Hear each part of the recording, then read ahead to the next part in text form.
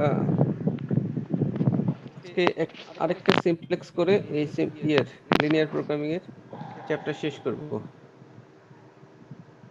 আরেকটা সিমপ্লেক্স অঙ্ক এখন করব, করে লিনিয়ার প্রোগ্রামিং এর এই চ্যাপ্টারটা শেষ করব। মজার বিষয় হচ্ছে যে তোমাদের কেউ কিন্তু আমার কাছে একটু ফিডব্যাক দিচ্ছে না। আমি জানি তোমরা অনেকেই হলে আছো, দেখা হচ্ছে এই হচ্ছে, কিন্তু তোমাদের মানি ইন্টারেস্ট, আমি জানি এখানে সমস্যা আছে, কিন্তু তোমাদের কোনো সমস্যা ধরা পড়তেছে না, বা তোমরা জানি না, তোমরা কিছুই আমাকে বলনি। বললাম অঙ্কগুলো করতে বিভিন্ন ইয়ারে, তোমরা কোনো রেসপন্স নাই। স্যার আমরা আসলে একটু গ্রাফিক্যাল কনফিউজ সলিউশনের অঙ্ক স্যার, স্যার একটু এই কনফিউজ ইয়ারের তো স্যার, যে কোশ্চেন আমাদের কাছে এখন নাই। 4-1 পড়বো নাকি 4-2 পড়বো স্যার? দুইটা একসাথে কন্টিনিউ করা না, একটু টাফ সেটা হচ্ছে। তো এখন যখন যেটা পড়াচ্ছি তখন সেটা পড়তে হবে। জি কারণ আমি তো এখন তোমরা বা কোনো স্যার এখন 4-1 তোমার কোনো সময় দিবে না। 4-1 জন্য যখন দিন অ্যাসাইন করবে তখন আমরা এটা রেসপন্স করব ডেফিনেটলি। আমরা এখন দিন আমাদের দিয়েছে যে 4-2 চালানোর জন্য, সুতরাং যখন দিন 4-1 পরীক্ষা নেবে তখন তোমরা উনি কিভাবে স্যার আমাদের কিভাবে পলিসি করবে, তখন সেভাবে আমরা প্রেসক্রাইব হলে আমরা সেভাবে কাজ করব। এখন তোমাদের এটা নিয়ে করতেছি, তোমরা এটা নিয়েই করতে হবে। আর সব সাবজেক্ট এরকম একরকম না, কিছু কিছু সাবজেক্ট আছে থিওরিটিক্যাল, বা কিছু অঙ্ক আছে যেগুলা আশা 2 দিন 3 দিন ক্লাস নিলে আবার হয়ে যাবে, কিন্তু এটা এমন একটা সাবজেক্ট ম্যানেজমেন্টের, মানে অনেক প্রত্যেক চ্যাপ্টারের সাথে অঙ্ক আছে। তো তোমরা বুঝতে পারতেছো, যদি এখন হয়তো সহজ লাগতেছে, কিন্তু গ্যাপ দিলে এটা সমস্যা হয়ে যাবে, গ্যাপ দিলে সমস্যা হয়ে যাবে। এখন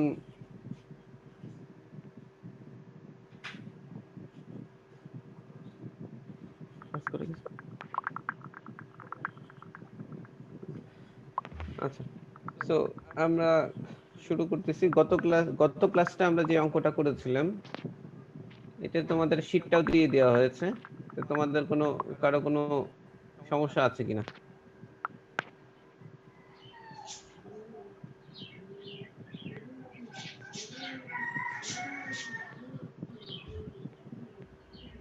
কারো কোনো সমস্যা না থাকলে আমরা আজকে আরেকটা গ্রাফিক্যাল সলিউশনে যাচ্ছি, সেটা দেখি।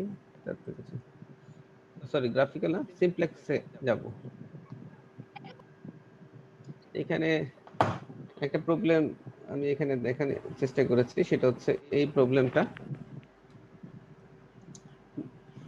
p equal to 2x1 plus 5x2, যে কোনো একটা প্রবলেম আমরা ওটাকে ফর্মুলেট করে এই ফর্মে নিয়ে আসছি, ফর্মেটে নিয়ে আসি। এটাকে সিমপ্লেক্সও করা যাবে, গ্রাফও করা যাবে, ঠিক কি না? গ্রাফ, হ্যাঁ, গ্রাফিক্যাল মেথডও করা যাবে, যেহেতু এখানে দুইটা মাত্র ভেরিয়েবল। সুতরাং যেখানে দুইটা মাত্র ভেরিয়েবলস থাকে তখনই আমরা গ্রাফ করতে পারি, দুইটার বেশি ভেরিয়েবলস হলে আমরা গ্রাফ করতে পারি না।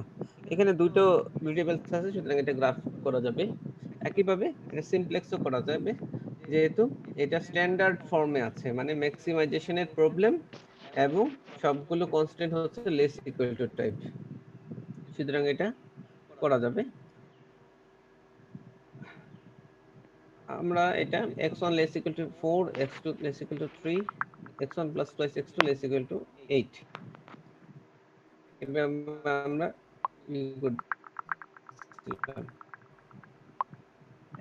এরপরে প্রথম জি স্যার, জি স্যার।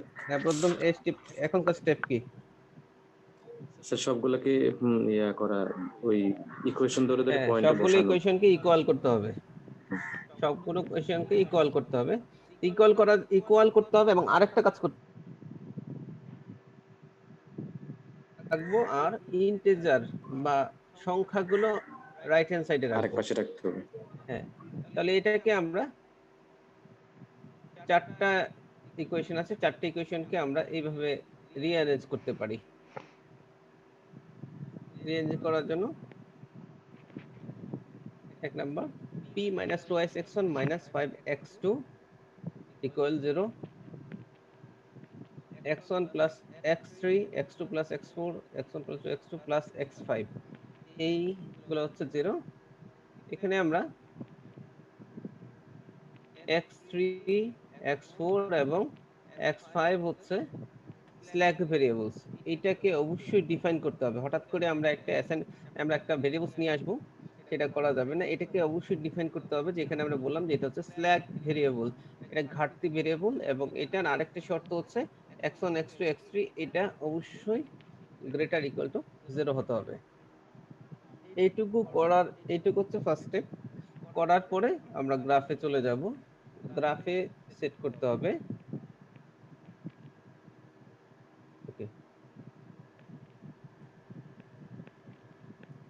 একটু ছোট করে নিচ্ছি।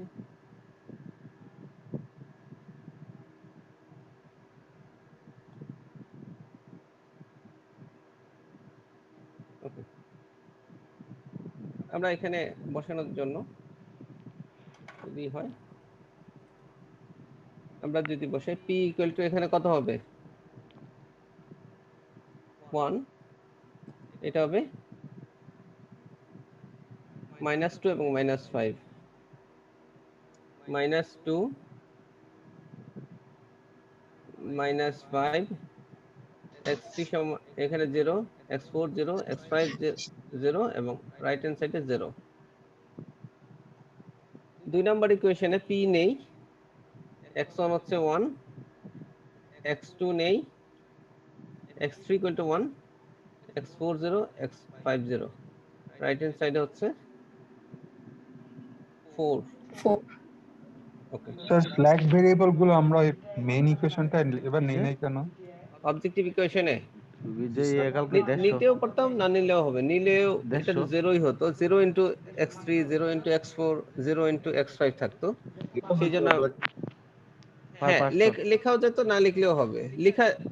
আমরা আগেটাতে আমরা লিখে দিয়েছিলাম যে এটার একটা যেহেতু আছে একটা তার একটা ভূমিকা আছে, কিন্তু সেই ভূমিকাটা হচ্ছে আসলে 0, কারণ তার ইন্টিজার হচ্ছে 0 এবং সেটা আমার অবজেক্টিভ ফাংশনের সাথে রিলেটেড না। তবে টোটাল ব্যবসার সাথে বা টোটাল ওই বিজনেসের সাথে মানে এখানে যে ভেরিয়েবলস গুলো আছে প্রফিটের সাথে রিলেটেড, কিন্তু আমার এখতিয়ারভুক্ত না। এই জন্য আসলে তার যতই থাকুক ভূমিকা থাকুক সেটা আসলে সাম অফ হয় 0 হিসেবে। এই জন্য ওটা লেখাও যায়, না লিখলেও হয়।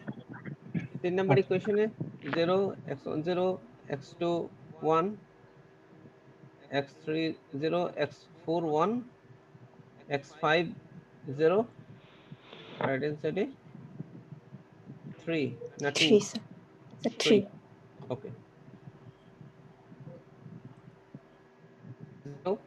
x1 হচ্ছে 1, x2 হচ্ছে 2, x3 নাই, x4 নাই, x5 হচ্ছে 1, রাইট হ্যান্ড সাইডে 8। এইটুকুই তো স্যার x1 এ 0 দিয়েছেন, 1 হবে মনে হয়। x1 1 হবে না? 1 হবে, হ্যাঁ 1। X5 এখন এইটুকু করার পরে আমার হচ্ছে প্রথম কাজ হচ্ছে বেসিক ভেরিয়েবলস ডিফাইন করা। তারপরে যাব আমরা পরের স্টেপে যাব কিনা সেটা ডিসিশন নেওয়া। ডেফিনেটলি এখানে আমরা দেখছি প্রথমে এটা করে নেই। আমরা ইউনিট ম্যাট্রিক্স যেহেতু 4টা ইকুয়েশন, তাহলে 4/4 ম্যাট্রিক্স লাগবে। 4/4 ম্যাট্রিক্সের মধ্যে এটা দেখতে পাচ্ছি যে এইটা একটা, এখানে একটা, x3 x4 এবং x5 এগুলো মিলে একটা ম্যাট্রিক্স করা যায়। সুতরাং এখানে আমরা লিখতে পারি এটা হচ্ছে, তাহলে p হবে X3 sorry X4 X5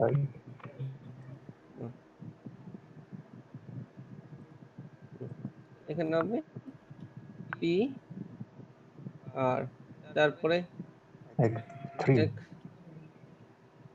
x3 x4 x5, x3 x4 এবং x5 আমি এভাবে লিখলাম। ওকে, এই চারটা মিলে যখনই একটা এইটুকু শেষ হয়ে যায় আমরা বলি এইটাই একটা সলিউশন। এই পর্যন্ত কিন্তু একটা সলিউশন। এই সলিউশনটা আমরা 1 নাম্বার 2 নাম্বার 3 নাম্বার 4 নাম্বার যে ইকুয়েশন আছে সেই ইকুয়েশনে এই সলিউশনটা বসিয়ে আমরা দেখো যে left hand side equal to right hand side হয়ে যায়। লেফট হ্যান্ড সাইডে এই মানগুলো বসালে রাইট হ্যান্ড সাইডে তখন এই রাইট হ্যান্ড সাইড আর এখানকে আমাদের টেবিলের রাইট হ্যান্ড সাইড মিলে যায়। সুতরাং এটা একটা সলিউশন। কিন্তু এই সলিউশনটাকে আমরা অপটিমাম সলিউশন বলি না, কারণ কি আমার প্রফিটের মান নেই, প্লাস হচ্ছে আমার যে ডিজায়ার্ড অবজেক্টিভ গুলো ছিল, যেমন ডিসিশন ভেরিয়েবলস গুলো ছিল, সেইগুলোর আমরা কোনো মান পাইনি। আর এখানে আর এখানে বোঝাই যাচ্ছে যতক্ষণ পর্যন্ত অবজেক্টিভ ফাংশনে নেগেটিভ ভ্যালু থাকবে ততক্ষণ পর্যন্ত আমরা প্রফিট নিচের দিকে বাড়ানোর সুযোগ থাকবে। প্রফিট ম্যাক্সিমাম করার প্রফিট একটা বাড়ানো, সম্ভাবনা আছে। হ্যাঁ ঠিক। সেই জন্য আমরা এখন প্রফিট বাড়ানোর প্রস্তাবে আমরা নেক্সট স্টেপে যাব। নেক্সট স্টেপে যাওয়ার জন্য প্রথম কাজ হচ্ছে যে এন্টারিং ভেরিয়েবলস কোনটা হবে, কোনটাকে আমরা এই বেসিক ভেরিয়েবলস এ নিয়ে আসবো। দুইটাকে একবারে নিয়ে আসতে পারবো, যে কোনো একটা। সেটা হচ্ছে ম্যাক্সিমাম নেগেটিভ যেটা, সেটাকে আমরা এন্টারিং ভেরিয়েবল ধরি। তো ম্যাক্সিমাম নেগেটিভ আমরা এখানে দেখতে পাচ্ছি, এখানে আছে x5, সুতরাং সরি x2, সুতরাং এটা হচ্ছে আমরা বলছি x2 হচ্ছে entering variable, E V entering variable. যখন আমরা এন্টারিং ভেরিয়েবলস পেয়ে যাব, তারপরে স্টেপ হচ্ছে যে তাহলে পিভট কোনটা বানাবো, পিভট এলিমেন্ট। পিভট এলিমেন্ট মানে হচ্ছে,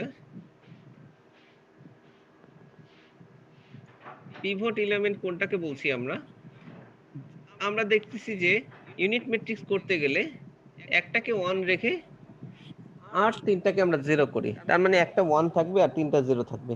তাহলে এখানে আমার x2 টাকে আমরা যদিও ভেরিয়েবল ধরেছি, এটা চারটা ইকুয়েশনেই এটার কোএফিসিয়েন্ট আছে। এই কোএফিসিয়েন্ট বলে কোনটা 1 রাখবো আর কোনটা 0 রাখবো, সেটার জন্য আমার দরকার পিভট এলিমেন্ট। এখানে আমরা দেখতে পাচ্ছি এটার জন্য দরকার হচ্ছে রেশিও।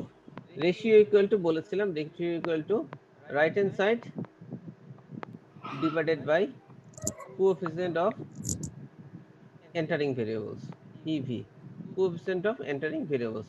তাহলে এখানে প্রথম এক নাম্বার ইকুয়েশনে এটা কিভাবে পেলাম, রাইট হ্যান্ড সাইড হচ্ছে 0 ডিভাইডেড বাই কোএফিসিয়েন্ট হচ্ছে -5। এটা হচ্ছে যেহেতু 0 by -5 something divided by minus, এটা হচ্ছে আনডিফাইন্ড, এজন্য এটাকে আমরা নিব না। এখানে শুধুমাত্র সংখ্যাগুলো আমরা নিব রেশিওতে, এবং মিনিমাম রেশিও যেটা সেটাকে আমরা নিব। আর দ্বিতীয়টা হচ্ছে 4, রাইট হ্যান্ড সাইডে 4 আর ডিভাইডেড বাই 0, 4 বাই 0 ইনফিনিটি, এটা আমরা নিব না। আর এটা হচ্ছে 3 by 1 equal to 3 divided by 1, এটা হবে 3। আচ্ছা 8 ডিভাইডেড বাই 2, এটা হবে 4। সো আমরা তাহলে মিনিমাম যেটা রেশিও সেটা আমরা নিচ্ছি, মিনিমাম রেশিও হচ্ছে 3। এটা হচ্ছে মিনিমাম 3। সুতরাং মিনিমাম রেশিও আর এন্টারিং ভেরিয়েবলস এইটা মিলে যেটাকে যে বিন্দুতে ইন্টারসেক্ট করবে সেটাই হবে আমাদের পিভট এলিমেন্ট, পিই। সুতরাং এখানে পিভট এলিমেন্ট হচ্ছে এটা। তাহলে পিভট এলিমেন্টের পরের কাজ হচ্ছে, পরের স্টেপে যাওয়ার প্রথম কাজ হচ্ছে পিভট এলিমেন্টটাকে 1 করা। এখানে 2 থাকতে পারতো, 3 থাকতে পারতো, যে কোনো একটা সংখ্যা থাকতে পারতো। যে কোনো সংখ্যা থাকলে ওই সংখ্যা দিয়ে আমরা ভাগ করে এটাকে 1 করতাম। বোঝাতে পেরেছি কিনা? জি স্যার। হ্যাঁ, আগের অঙ্কটাতে এটা ছিল আগে এরকম বোধ হয়। হ্যাঁ,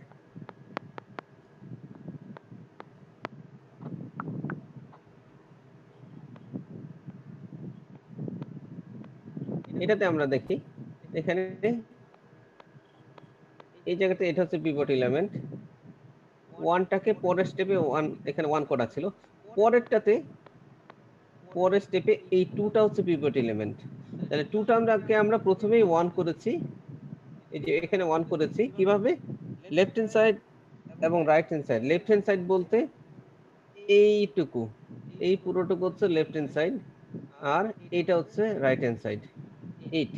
এই পুরোটাকে লেফট হ্যান্ড সাইডকে যা দিয়ে আমরা যোগ বিয়োগ গুণ ভাগ করব, রাইট হ্যান্ড সাইডকে তা দিয়ে করা যাবে, কারণ হচ্ছে এখানে একটা ইকুয়েশন মাঝখানে ইকুয়াল টু আছে। সুতরাং লেফট হ্যান্ড সাইডকে আমরা 2 দিয়ে ভাগ করে এটাকে 1 করলাম, প্রত্যেকটা 0 কে 2 দিয়ে ভাগ করে, এটা ভাগ করে 2 দিয়ে ভাগ করে, এই যে মাইনাস হাফ প্লাস হাফ এইগুলো করেছি। একইভাবে আমরা যেটা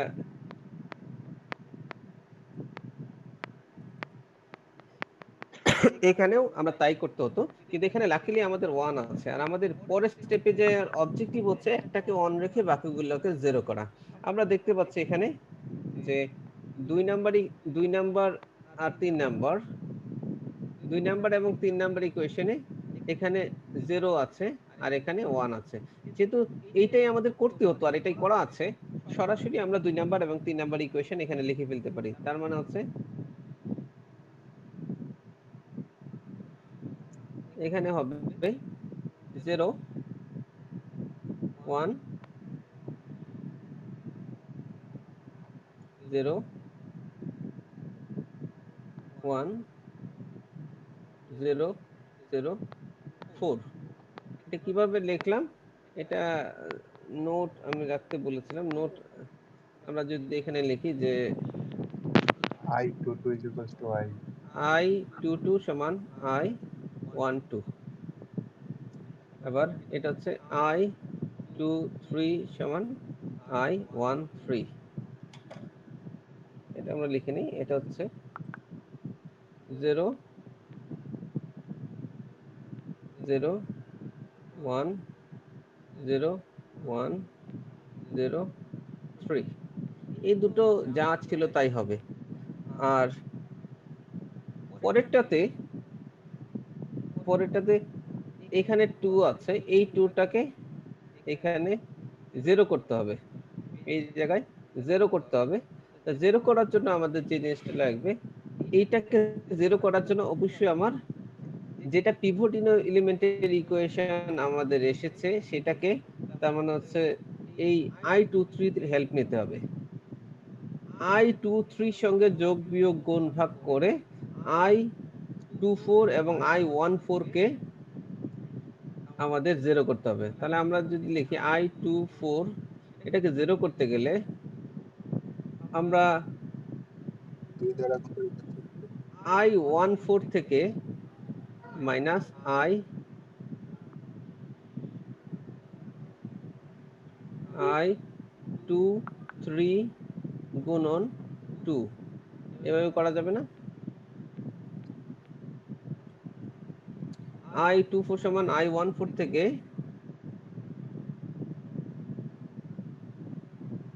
I23 কে 2 দিয়ে গুণ করে তারপরে I14 থেকে বাদ দিব। তাহলে কি হচ্ছে 0 থেকে 0 মাইনাস 2 ইন্টু 0 সমান 0,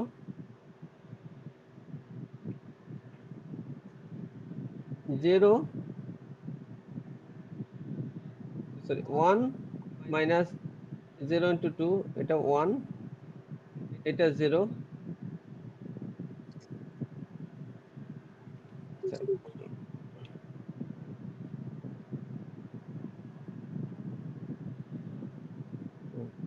0 1 0, এটা কত হবে? এটাও 0, পরেরটা -1 হবে। 0 মাইনাস 2 ইন্টু 1, -1 হবে না -2 হবে? হুম, স্যার -2 হবে। -2। আর এখানে হবে 1 মাইনাস 0 ইকুয়াল টু 1, আর 1 এটা হবে 8 মাইনাস 6 ইকুয়াল টু 2। 2। ওকে, কেউ যদি না বুঝছো রেসপন্স করো, আমি চেষ্টা করবো। ওকে, এখন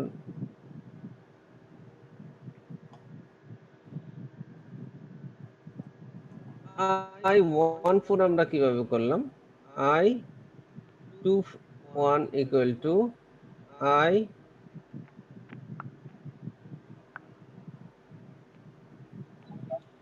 I11 যোগ I23 ইন্টু 5। I23 দেখো, এটা 0 দুটাই বলেছিলাম যে I23 হেল্প নিয়ে আমাদের করতে হবে। তাহলে I23 হেল্প নিয়ে আমরা কিভাবে করলাম এখানে একটু দেখেন। এটাও I23 হেল্প নিয়েছি, এখানেও I23 হেল্প নিয়েছি। যেহেতু I23 টা এই ইকুয়েশনের পিভট ছিল, সেজন্য এটার হেল্প নিয়ে পরের দুটোকে আমরা এখানে 0 করেছি এবং এখানেও 0 করতে হবে। ওকে, তাহলে এটা কিভাবে হবে? 1 প্লাস 5 গুণন 0 সমান কত হচ্ছে? 1। 1 একইভাবে এটাকে -2 প্লাস 5. হ্যাঁ 5 ইন্টু 0, Yes. 5 Minus into 2. 0 সমান সমান -2 -2। এটা হবে, Part 0. এটা 0 হবে, এটাও হবে 0, এটা 0 এটা হবে 5, sir. না প্লাস 5 -5 না Sir, plus 5. Plus 5 plus 5 0 plus 5 plus Part 0. 5, হ্যাঁ সমান সমান 5 হবে। ওকে, এটা 0, sir. আর এটা হবে 0, আর এটা হবে 5 ইন্টু 3 15। 15.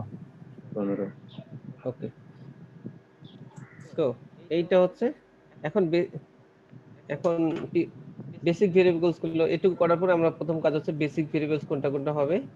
এটা হবে p, তারপরে এখানে কোনটা হবে বলো?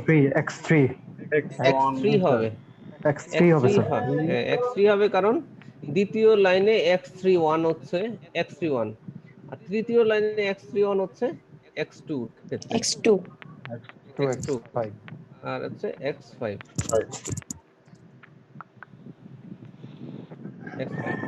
ওকে, এখন হচ্ছে আমাদের, যেহেতু আমরা দেখছি একটাই মাত্র নেগেটিভ আছে, পরের স্টেপে যেতে পারে, সুতরাং এন্টারিং ভেরিয়েবলস কোনটা এটা আমরা বুঝতে পারছি। ওকে, সো এন্টারিং ভেরিয়েবলস হবে এটা x1 ev x1 টা হবে এন্টারিং ভেরিয়েবলস, আর পিভট বের করার জন্য আমাদের এখানে লাগবে রেশিও। রেশিওটা আমরা যদি এখানে একটু লিখি রেশিও, তাহলে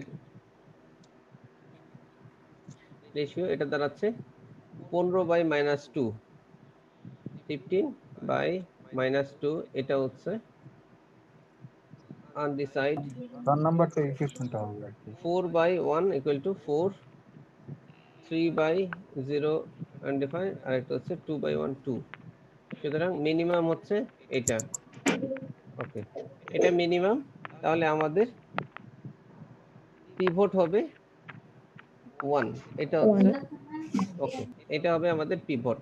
তার মানে পরের স্টেপে এইটাকে 1 আর ওইটাকে 0 করতে হবে। সুতরাং 3 নাম্বার আর 4 নাম্বার ইকুয়েশন আমাদের যা ছিল তাই আমরা বসিয়ে দিব, কারণ হচ্ছে এখানে 0 আছে আর এখানে 1 আছে, যেই দুইটা থাকার কথা। সুতরাং হুবহু আমরা বসিয়ে দেই, এটা হবে 0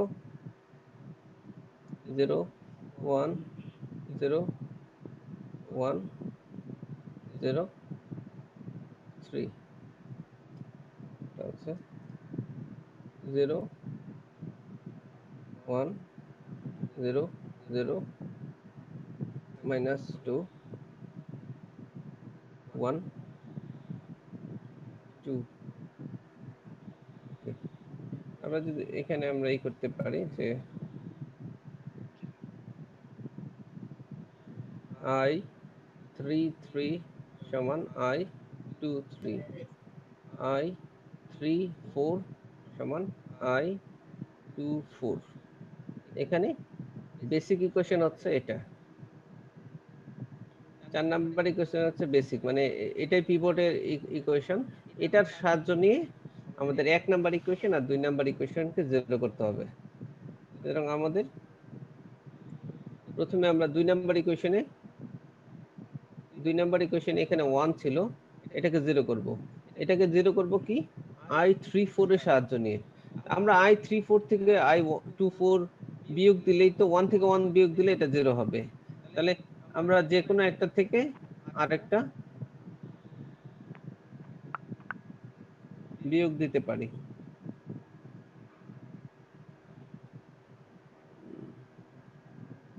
সরি, এটা তো 4 নাম্বার ইকুয়েশন তো কি হবে? হ্যাঁ, 4 নাম্বার ইকুয়েশন 4 হবে আমাদের।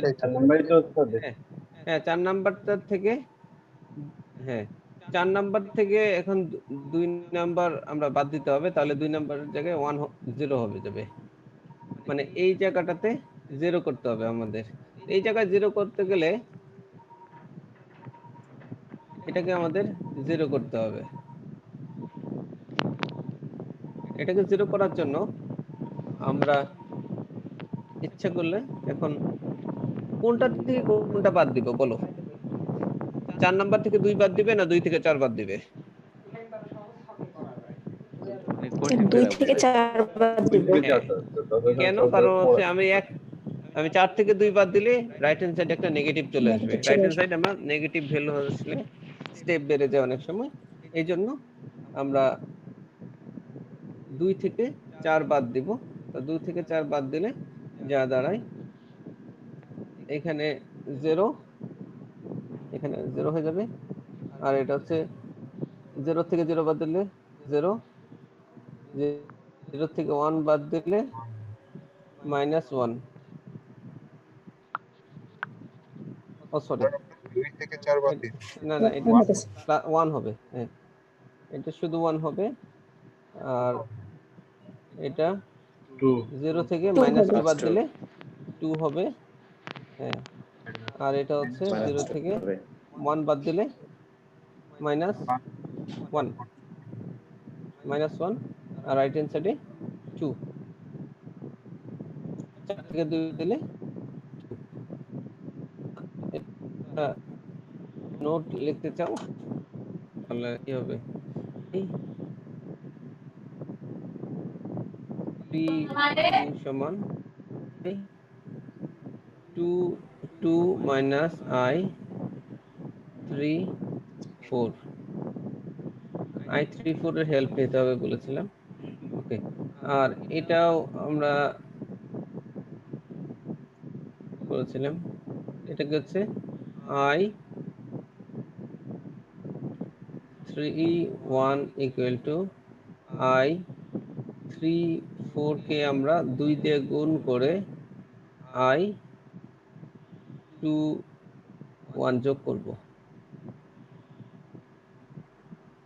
তাহলে আমাদের এটাও 0 হয়ে যাবে। এখানে যথারীতি এটা 1 আসবে, এটা 0 হবে, এটাও 0 হবে, এটাও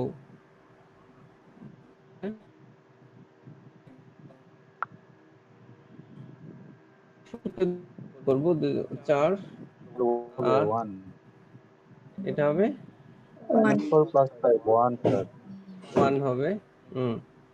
sorry, এটা 1 হবে, এটা হচ্ছে 0 ইনটু 2 হবে স্যার। এটা 2 হবে। আর রাইট হ্যান্ড সাইডে কত হবে? 2 ইনটু 6 আর 4 আর 15 19। 19 হবে স্যার। 19 না, 19। ওকে, আমরা বেসিক ভেরিয়েবলস তাহলে কি হবে বলো? নাম্বারে 3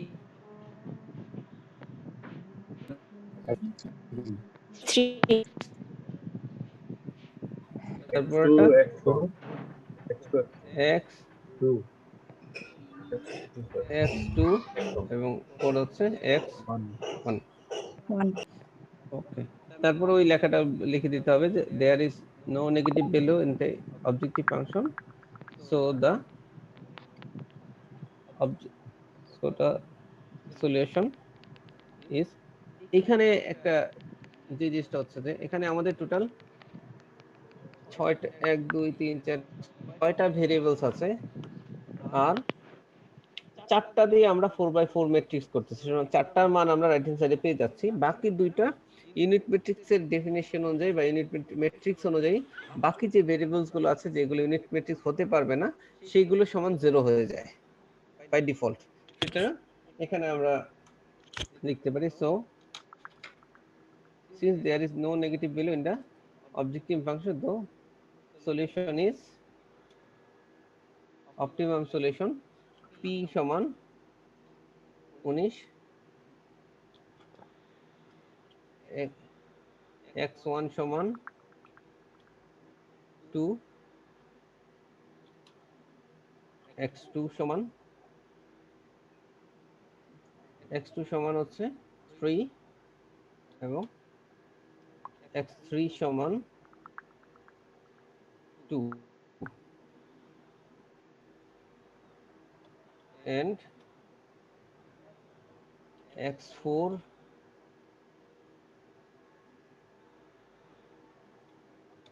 x5 equal to 0. So x4 equal to 0 and x5 equal to 0. এখন আমরা এই মানটা এটা চেক করা যায় কিভাবে? এই মানটা যদি আমরা ওই 1 2 3 4 ইকুয়েশনে বসাই তাহলে দেখা যাবে left hand side equal to right hand side সবগুলো ফুলফিল করে। সুতরাং এটাই হবে অপটিমাম সলিউশন। ওকে, এই হচ্ছে সিমপ্লেক্সের অংশ। আমরা সিমপ্লেক্স আর করবো না, তোমরা একটু দেখে নিও। এখন স্যার বললেন যে x1 আর x2 মান আচ্ছা। নেগেটিভ হলে প্রফিট ম্যাক্সিমাম করার সুযোগ থাকে, এখানে কি পজিটিভ মান আসতে পারে কখনো? x1 হ্যাঁ, আর x2 মান যদি নেগেটিভ থাকে তাহলে প্রফিট ম্যাক্সিমাম করার সুযোগ থাকে, কিন্তু ওইখানে পজিটিভ হ্যাঁ, মান আসতে পারে কখনো? যদি পজিটিভ মান থাকে তাহলে ওইটাই তো অপটিমাম সলিউশন। তাহলে তো আমার প্রফিট বাড়ানোর সুযোগ নাই। এখানে নেগেটিভ ভ্যালু থাকলেই একমাত্র আমাদের পরের স্টেপে যেতে পারি। পজিটিভ থাকলে সমস্যা নেই। পজিটিভ থাকলে ওইটাই তো সমাধান। আমরা তো পজিটিভ করার জন্য এত কিছু করলাম। যখনই পজিটিভ মানে চলে আসলো তখনই এটা আর বাড়ানোর সুযোগ নাই। তার মানে ওইখানে এটা ওই পর্যন্তই স্টপ করতে হবে। ওইটাই সলিউশন। আচ্ছা, সেনসিটিভ অ্যানালাইসিস হচ্ছে the relative magnitude of change in the measurement of merit caused by one or more changes in the আমরা সেনসিটিভিটি অ্যানালাইসিস এমনভাবে করা যায় যে প্রতি ইউনিট x1 এগুলো বানানোর কারণে আমার প্রফিটে কি পরিমাণ চেঞ্জ হচ্ছে সেইটুকু আমরা চেঞ্জ করি। এটা প্রাইমাল ডুয়েল দিয়ে তোমাদের, আচ্ছা এটা তোমাদেরই করতে হবে না, দেখতে হবে না। দ্বিতীয়, এখন কি এটা দেখতে পাচ্ছ? দেখা যাচ্ছে জি স্যার। আচ্ছা, এইটাতে দেখো এটাও একটা ম্যাক্সিমাইজেশন প্রবলেম, কিন্তু এখানে একটা সমস্যা আছে, সেটা হচ্ছে দেখো x3 এখানে একটা ইকুয়াল টু কনস্ট্যান্ট আছে, তাহলে এটাকে স্ট্যান্ডার্ড ফর্মে নেই। সুতরাং স্ট্যান্ডার্ড ফর্মে না থাকলে আমরা এটা করতে পারবো না। এটাকে করার জন্য আমাদের স্ট্যান্ডার্ড ফর্মে নিয়ে যেতে হয়। তো স্ট্যান্ডার্ড ফর্মে নিয়ে যাওয়ার জন্য এখানে যে জিনিসটা থাকে সেটা হচ্ছে x1 3x2 plus 2x3 equal to 120। এখানে আমরা একটা আগেরগুলোর তো x3 এর সঙ্গে আমরা x4 যুক্ত করেছি, এটা slack variable.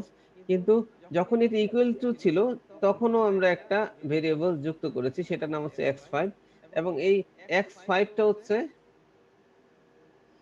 x5 is artificial variable।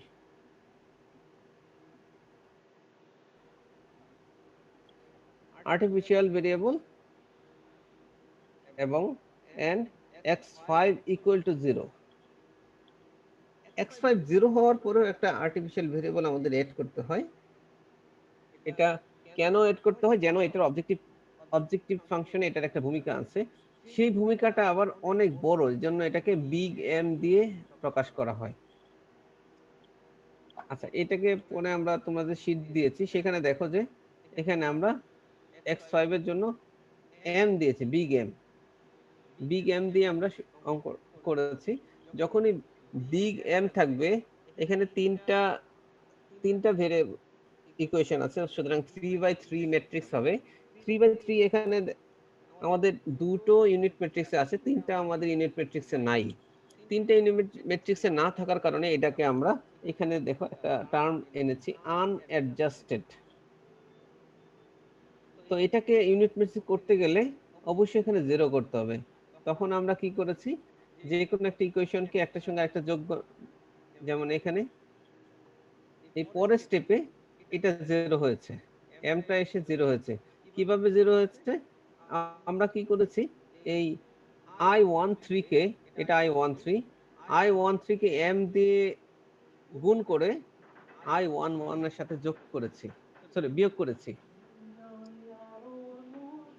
I21 সমান I11 minus I13 minus I13 into m minus I11।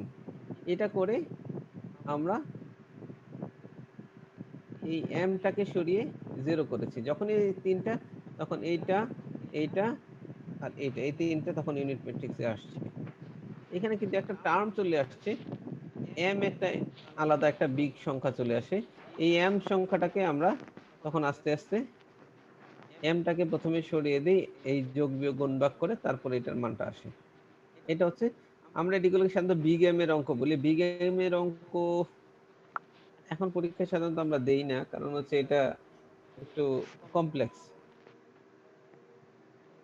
আর একটা এখানে একটু দেখানো আছে যে এটা হচ্ছে, আগেরটা ছিল ইকুয়াল টু কনস্ট্যান্ট থাকলে কিভাবে আমরা সিমপ্লেক্স করতে পারি, আর এখানে দেখানো আছে একটা গ্রেটার ইকুয়াল টু আছে।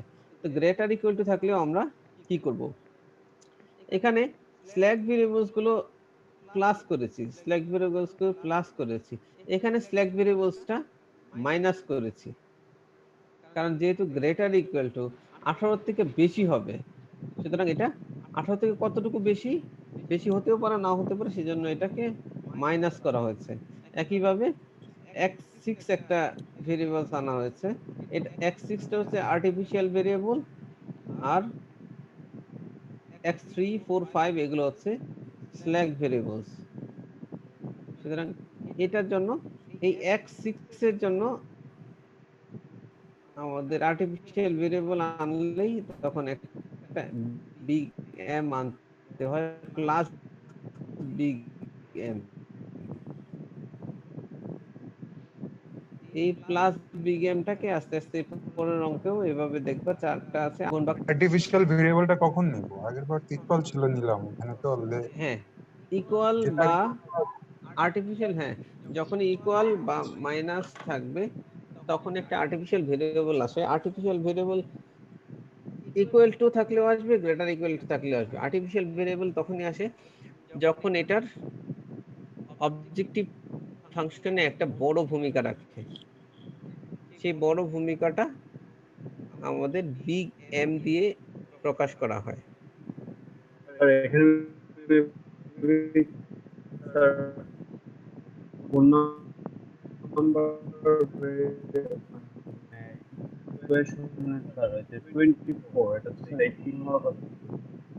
হ্যাঁ, তার যে 4 নাম্বার ইকুয়েশনটা তার মাইনাস, হ্যাঁ 24 না, এখানে হ্যাঁ এখানে সরি, এখানে হবে 18 হবে। আচ্ছা যাই হোক, এই দুটো অঙ্ক তোমরা একটু দেখে নিও। আমরা আসলে বিগ গেমের অঙ্ক দেই না, কিন্তু তোমাদের আর কি অনেক সময় কিউরিওসিটি থাকতে পারে যে আমরা লেস ইকুয়াল টু বা গ্রেটার ইকুয়াল টু থাকলে আমরা কিভাবে কি করব। কারণ এখানে একটু আগে না, আগে যখন থিওরি পড়াইতাম তখন আমরা দেখিয়ে দিয়েছি যে যদি স্ট্যান্ডার্ড ফর্মে আমরা একটা ইকুয়েশনকে কিভাবে আমরা নিয়ে যাই, সেটা আমরা এখানে এদিকে দেখিয়েছিলাম। এই যে এই অংশটুকু, যে ট্রান্সফরমেশন টু এ স্ট্যান্ডার্ড ফর্ম, কিভাবে আমরা স্ট্যান্ডার্ড ফর্মে ট্রান্সফর্ম করি সেটা দেখানো আছে, যে এটাকে প্লাস মাইনাস বা মাইনাস করে কিভাবে করি, সেই হিসাবগুলোর মাধ্যমে এখানে আসলে বিগ এমটা নিয়ে আসা হয়েছে। ওকে, সিমপ্লেক্স আমি এখানে শেষ করছি।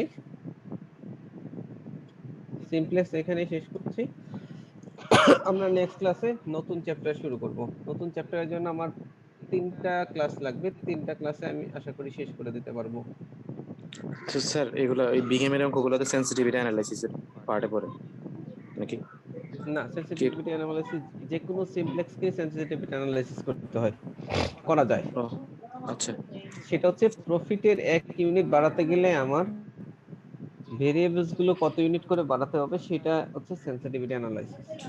ওকে, আচ্ছা আজকের অ্যাটেন্ডেন্স দাও। Food engineering sir 1707002। হ্যাঁ, শুধু লাস্ট ডিজিট গুলো বলো। 2 জি স্যার। Sir, 5. 5 কত ক্লাস করো নাই? পরে স্যার 10 হ্যাঁ 10 11 11 স্যার 14 14 স্যার 4 হ্যাঁ 14 আর 18 18 19. 19 31 22. হ্যাঁ 22 Sir, 23 23. হ্যাঁ 25. Sir, 23. 20 হ্যাঁ 23 বলছি 25 জি স্যার, তারপরে? 25. হ্যাঁ তারপরে 25 এর পরে 28. হ্যাঁ 28 27 নাই? ওকে 30 30 31 স্যার 31 স্যার 20 নেটে সমস্যা স্যার, আমাকে টেক্সট দিছে। ওকে 20 34 স্যার 33 স্যার 33 কত ক্লাসে ছিলা? না স্যার কত স্যার ক্লাসে ছিলাম না স্যার। তাহলে তোমার অ্যাটেন্ডেন্স কে দিছিল? কেউ একজন তোমার 33 অ্যাটেন্ডেন্স দিছিল, এইজন্য আমি এটা মার্ক করে রাখছি।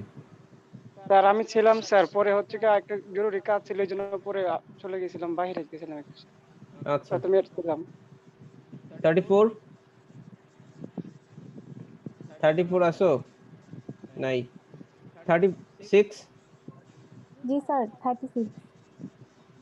তারপরে কি আছে? 39 আর 32 আছে স্যার ওকে 32 জি স্যার নেটওয়ার্ক একটু সমস্যা তো স্যার আচ্ছা বলো তাড়াতাড়ি বলো। পরে 32 36 এর পরে Sir, 40.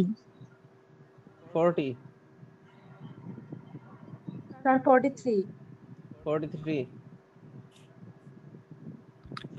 47 47 50 Sir, 48. 48 Sir, 50 Sir, 48. আচ্ছা 50 রিয়েট বলো 64 স্যার 04 4 4 Sir, 15. 15 Sir, 32. 32 এটা 45 45 জি স্যার কত ক্লাস করো? Sir, 15 এ 31. 15 এর 31 ওকে জি স্যার। স্যার 15 এ 50 50 এগ্রি ইঞ্জিনিয়ারিং Sir, 01. 1 4 Sir, 04. 4 6 আসো 07 7 হ্যাঁ পরে